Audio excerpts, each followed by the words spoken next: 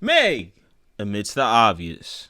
Yes, I lied to Gayle King. First of all, I didn't know that she was even gonna ask me about that. Bitch was always gonna talk about this shooting. Why'd you ask me about fucking Tory? That's not what this is about. Even if I was, I fucked like once, maybe twice on a drunk night, but you kept catching me out of my mind. Okay, so at this point, her admitting it is like saying water is wet. Like, we all know that she lied. So, I mean, I honestly don't get why she lied, because her court case was going to be televised in front of all of America. So, I mean, I don't understand why she would lie about it. You might as well just be honest about it, because it was going to come out anyway. You think that was going to be avoided in the court case, like them asking you that? I guess what she was trying to do was that she was trying to explain why she lied about it, to somehow gain more credibility, but I don't think this helped. I just think that her credibility has just been completely shot. And I think when you mess up, when you blatantly lie like that, the best thing to do is just to be honest. Hey, I don't want people to misperceive me in a negative way or to think I'm promiscuous, so I lied about it, but the issue is still serious. I think she would gain more sympathy, and I think people would really like her, because I'm pretty sure there's a lot of women that could probably relate to being, judged bad because they might have made a bad decision or slept with someone bad or something like that. So I think, people would kind of rally behind her if she made a statement like that and she was just honest about it. But I think anytime you just kind of just go around like the whole circle and, oh, why are you asking me this in the first place and all this other stuff like that, it's just going to do more harm to your credibility is what I think. No, I agree with you 100%. I'm just going to take the other side of it just because of the devil's advocate. She did say and I can kind of see as well. She did say the reason she lied about it is because it wasn't Gayle King's business, and what did it have to do with the legal situation with Tory Lanez? What was the nature of your relationship with Tory Lanez? Because he has led people to believe that it was a sexual relationship, that it was that you two were dating. What was the nature? We were not dating. We were really close. We were friends. We hung out like every day. Did you have an intimate relationship with him? Like sexual? Yeah. Megan, did you have a sexual relationship with Tory Lanez? Yes, that's my question. I didn't have a sexual relationship with Tory. How does her sleeping with him have anything to do with that? The shooting?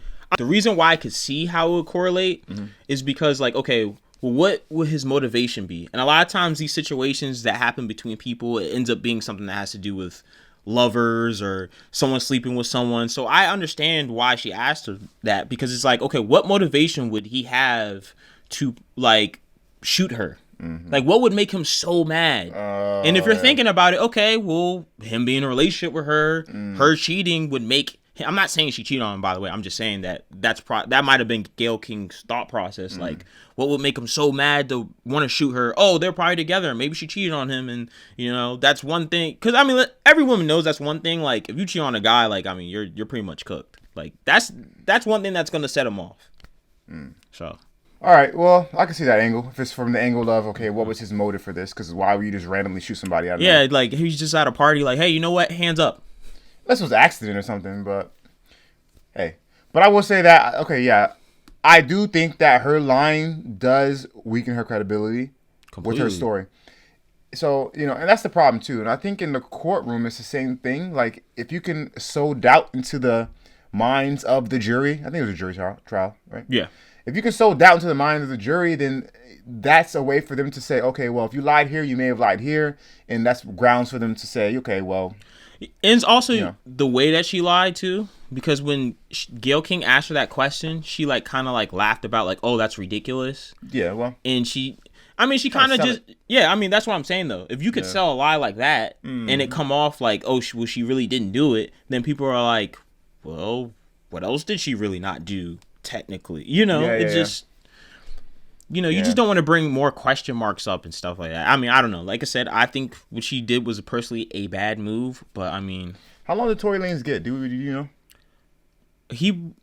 I don't know how long I think people were saying, what, 15 to 20 or something? 15 to 20? I think, I don't know. I don't know that for sure. Oh. Musician Tory Lanez, convicted of shooting rapper Thee Stallion, sentenced to 10 years in prison.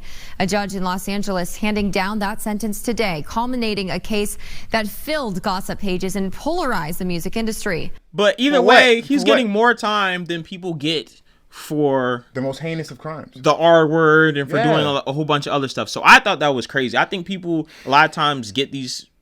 I think people go on like a vengeance for celebrities. Yeah. And they try to make a point, like the whole Young Thug case, that whole debacle, all that mess. If that was a normal person, that court case would have been thrown out. Because there's so much crazy stuff that went on in that court case. Yeah. By the way, and this is gonna, I'll say this: I'm not defending Diddy at all. Okay. Yeah. But what I will say is, all these stories coming out every single day, there's a new story. Here's my thing. There's always alleged. I think we have to find some way to manage this alleged stuff, because what happens is there might be someone that comes out with an alleged story that could be completely false, but once you put it out there, people are going to hook onto it. And now they're thinking that it might be this, that is true. They accept it as true. And I think that before you have your day in court, that should not be allowed. Yeah. Because it's all, and when you're that big of a celebrity, how do you find someone who's not biased or tainted to be on the jury? It's kind of crazy to me. You have to go try him in Germany or something. Or that's what I'm saying. I honestly think there should be like a law until it's like decided that like they could be in the court system, but they can't be out publicly. Because the thing is, people will lose endorsements. They lose all this stuff, and sometimes it's not even true. Yeah. So I mean, I think at that point it's extortion, because they're just doing it. They don't even have to prove anything.